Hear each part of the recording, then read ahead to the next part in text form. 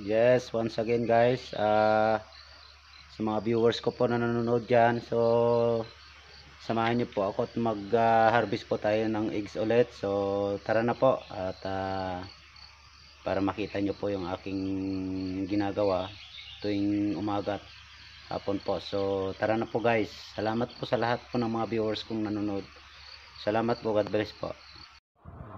So ito guys, mag-harvest na po tayo ng eggs. So ipapakita ko po sa inyo yung aming harvestin po. So yan po yung aking pamangkin. So nag-harvest na po siya guys.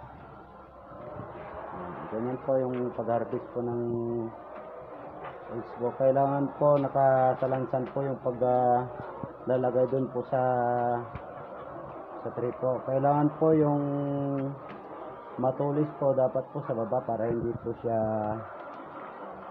mabasag pag buhat po natin. So yan guys, yan po yung gwapo kong pamangkin guys. So yan po, ipapakita ko po lahat yung aming harvesting. So yan po, kailangan lang po nating pakainin ng pakainin ito mga manok po natin para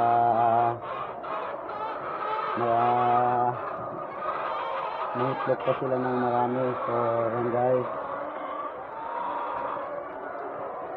ito po yung pinagkakabalaan po namin ngayon. Yan guys, yan po yung mga eggs po guys. So sa mga gusto pong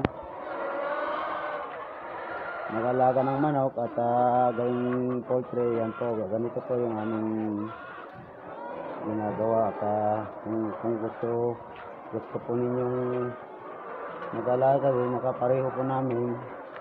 Yan po siya. So ganyan lang po kadali guys. So kailangan po nating pakainin po. So yan po guys. So hanggang dito na lang po ang ating vlog guys. Hindi namamalat po kasi ang aking buses. So